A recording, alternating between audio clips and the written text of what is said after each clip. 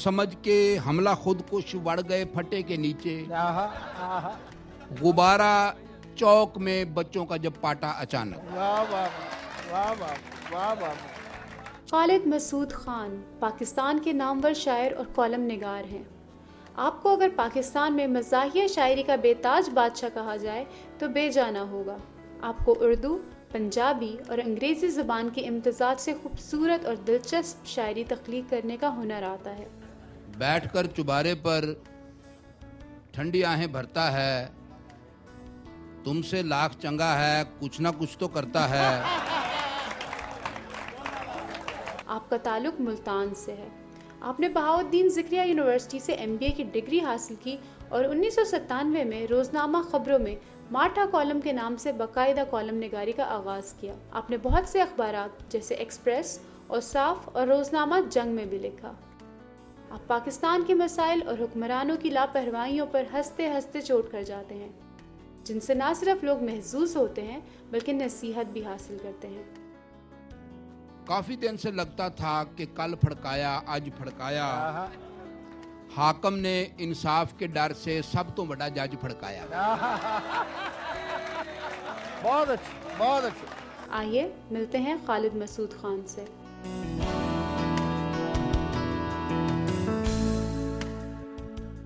जी अस्सलाम वालेकुम, welcome back from the break. आपको इस इंट्रोडक्शन से अंदाज़ा हो गया होगा कि मैं किन साहब की बात कर रहा था। इतने मज़ेदार, मज़ाहिया और बहुत ही कॉन्शियस और पेट्रियाटिक इंडिविजुअल मेरे साथ बैठे हैं। जी खालिद साहब अस्सलाम वालेकुम, क्या खैरियत से आप? ठीक ठाक है? ठीक है। उम्मीद है कि आपकी इंट्रोडक्शन हमने एक we did justice to it कि एक लेवल की थी जो आपको मैच करती है। नहीं, बहुत मतलब जामे और बड़ा अच्छा करवाया आपने तारुफ।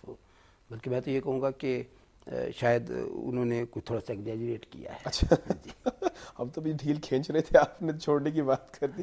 तो मुझे सबसे पहले ये सवाल का जवाब दीजिए कि माशाल्लाह आपकी इस तरह की बैकग्राउंड से और इतने सारे कामों से आप अपनी शनाख्त किस तरह करते हैं? क्या आप एक शायर हैं या कॉलमिस्ट हैं या पॉलिटिकल कॉलमिस्ट हैं?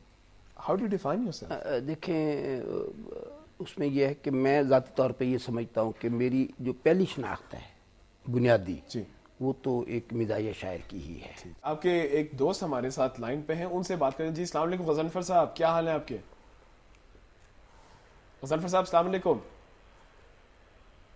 हेलो गजनफर साहब, आपकी आवाज आ रही है? जी अस्सलाम वालेकुम, कैसे हैं आप? ठीक ठाक हैं? बिल्कुल खैरियत। आपके दोस्त हमारे साथ बैठे हैं, हमें पहले ये बताइए कि दोस्ती किस तरह की निभाते हैं ये? नहीं, दोस्ती बहुत अच्छी निभाते हैं। खालिद का शुमार उन दोस्तों में होता है जिनकी दोस्ती पे मैं फख्र कर सकता हूँ। Very good sir. आप मुझे ये बताइएगा कि बतौर दोस्त आप इनको कितने अरसे से जानते हैं? ये जी दोस्ती कोई कम से कम इसको 20-22 साल हो चुके हैं। माशाल्लाह माशाल्लाह, यानी कि आप खुद दोनों 30 साल के तो हैं, 8 साल के थे जब मुलाकात हुई। मुझे कोई बताइए कोई ऐसा कोई वाकया जिसमें इनकी जो पर्सनालिटी है साफ नजर आई है और इन्होंने आपको कभी मुश्किल में इस तरह इनकी पर्सनालिटी ने आपको निकाला हो? निकाला तो नहीं, इन्होंने मुश्किल में डाला है मुझे हमेशा। और मुझे मौका मिला खालिद के साथ बहुत सारे जगहों पे बैरून मुल्क सफर करने का, मुशायरों में इकट्ठे हम जाते रहे। ये उर्दू वाला सफर है कि अंग्रेजी वाला सफर है? ऐसा भी हुआ कि बाद ऑर्गेनाइजर मेरे जानने वाले थे और खालिद को, लेकिन बाद में खालिद की ज्यादा उनसे दोस्ती होगी। लेकिन ऐसे वाकयात भी हुए मेरे साथ इनके कि ये उन ऑर्गेनाइजर के साथ अपनी उस्ताद तबा के बायस, अपने मजाज के बायस लड़ पड़ते थे, झगड़ पड़ते थे। और जिससे मैं इसे कहता था कि यार देखो हम गेस्ट हैं, हम मेहमान हैं, हम शायद फिर भी आए यहाँ पे। लेकिन वो एक ऐसे माहौल में, एक ऐसी फजा में ये सब कुछ चलता था जिसमें मजाक भी था, लतीफे भी थे, गपशप भी थी, और वो भी समझते थे खालिद की बातों को, खालिद के मजाज को। हम चाहेंगे कि आपने, क्योंकि एक बड़ी जबरदस्त हमने बात की, आप बड़े कॉन्शियस भी हैं और बहुत पॉलिटिकली अवेयर भी हैं, और वो एक शेर जो आपने उस मौके पे दिया था जब चीफ जस्टिस को उतारा गया था, उससे बज़ाहिर ये नजर आया है कि आपकी मज़ाहिया अंदाज में भी एक बड़ा संजीदा मौजू होता है, और हम चाहेंगे आप जरूर हम सबके साथ वो शेयर करें। मैं सुना देता हूँ जी। मैं अर्ज करता हूँ कि हर डाडे ने इस लमानी कौम को दाबते रज फड़काया, अरबापति वजीरों ने सरकारी खर्च पे हज फड़काया, काफ़ी दिन से लगता था कि कल फड़काया आज फड़काया, हाकम ने इंसाफ के डर से सब तो बड़ा जज फड़काया। बहुत जबरदस्त। और इसमें असल बात यह कि इंसाफ के डर से, जज इंसाफ के लिए होता है लेकिन यहाँ इंसाफ के डर से कि इंसाफ ना करे।